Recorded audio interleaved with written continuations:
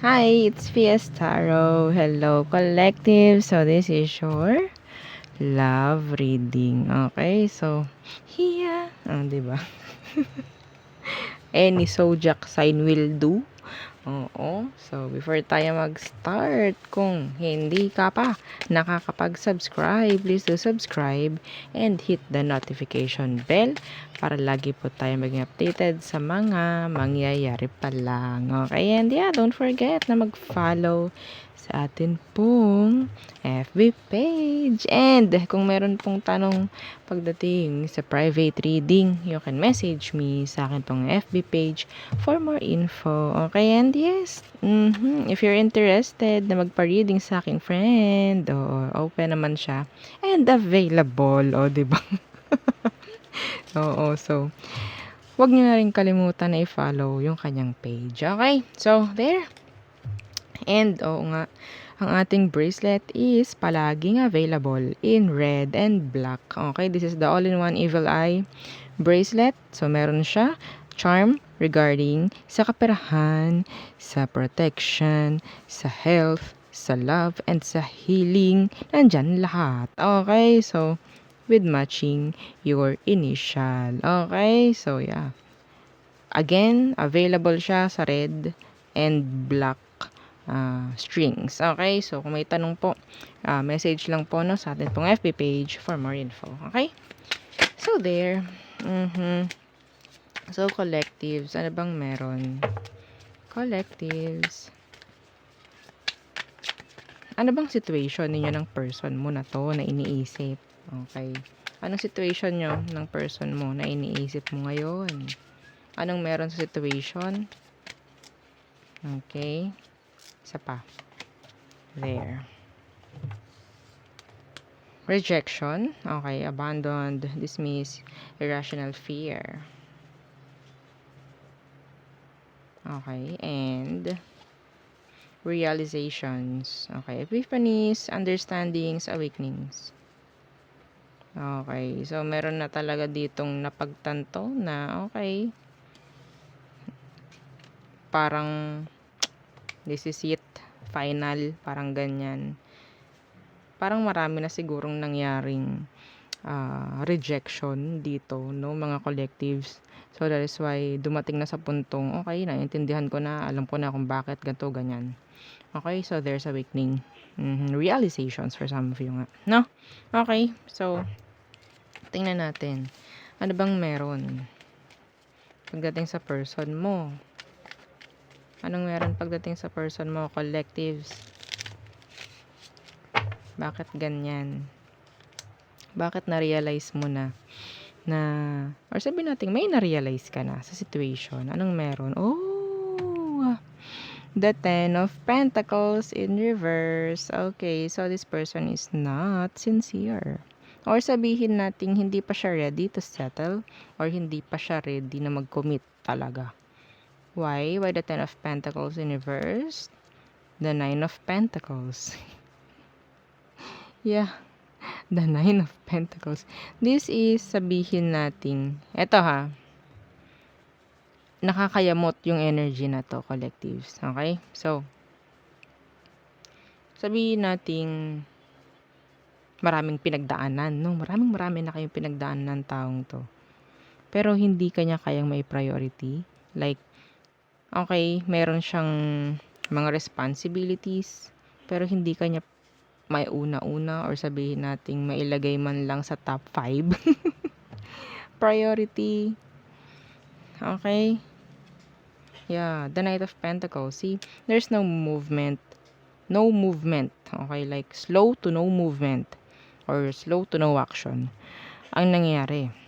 Okay, so parang hinihingian mo to ng parang security, no? Parang ganyan. Like, secured na ba ako? Or secured na ba itong ating relasyon na ito? Like that. Pero, parang hindi. No? Hindi niya maibigay. Hindi siya maging responsible partner in general. Okay. So, ano bang meron sa kanya? The Magician in reverse and the Nine of Cups in reverse. Siya rin naman ang siya rin naman ang may mali dito. Talaga. Yeah. Mahilig siyang magpaikot. Mahilig siyang magpaasa. No? The Four of Cups is here. So, may energy rito ng waiting. No? Ano ba talaga ang intention niya sa'yo? Anong naging intention niya? The Six of Wands. So, this person wants attention. Yeah, the Hierophant in reverse. Pero hindi niya gusto ng commitment. Or sabihin natin, gusto lang niya ng someone na pwedeng mag-aalaga sa kanya, magke-care sa kanya. Pero they're not, sabihin natin, hindi totally into relationship. Okay? Oo. So, there's, dyan na sumipa yung realization. Okay? Pwede kasing feeling mo nire-reject ka niya. Kahit sabihin natin hindi ka nire-reject dahil sa mga ipinapakita, sa mga kinikilos niya, sa mga sinasabi, being hot and cold, like that. No? So, yeah, dumating sa realization, sa awakening. So, yung iba sa inyo. So, yeah. Habol lang nito is, siguro, nanay o tatay. No? Kailangan ata nito is nanay o kaya tatay na magbibigay ng atensyon sa kanya. Hindi ka relasyon. Oo, no? Okay, tingnan natin kung anong mangyayari. Next action ng taong to pagdating sa'yo, collectives. The Ace of Swords and the Hermit. Okay, so nandito yung sabihin natin, ang dami na niyang gustong sabihin pero hindi niya gagawin. Okay, lalo na kung wala kayong connection ngayon or communication or yeah. Wala nang attach o wala nang sabihin natin nagko-connect nga. Okay, if there's separation here. Yan. So, sabihin natin gusto niya na kausapin ka pero I don't know, parang puro pagtatago, parang ganyan. Hindi lahat sasabihin pa rin. Okay? Masyadong nag-iisip, masyadong inaaral.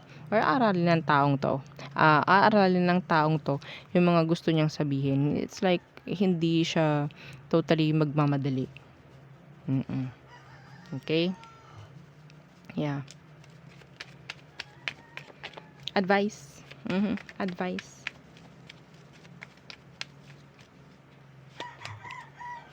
Okay. The Queen of Pentacles in reverse. So, excuse me. Si Queen of Pentacles in reverse, ito yung energy na parang self-focused. Okay? And the Fool. Yeah. So, I think, mag-focus ka sa mga bagay na parang makakaramdam ka ng freedom. Muna. Huwag kang maghihintay sa ganito. Okay? Let yourself be free sa situation. Okay? So, wag mo hayaan ma-drag down ka or talagang mahila ka pa rin nitong sitwasyon na to. Okay? So, yun nga This is realization.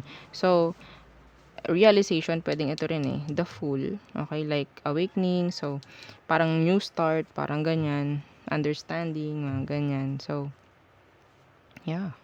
'Di ba? Mas maganda nga na focus muna sa sarili, focus sa mas pakinabang na bagay or sabihin nating mga mas nagbibigay ng kaligayahan sa iyo. Okay? Yeah. Okay, so there. Yun lang ang ating reading for the collectives. Okay, so kung tingin nyo, kailangan nyong ulitin nyo na lang. Okay lang naman yun. Okay, so yeah, there. Hanggang dito lang muna. So, bye. Thank you.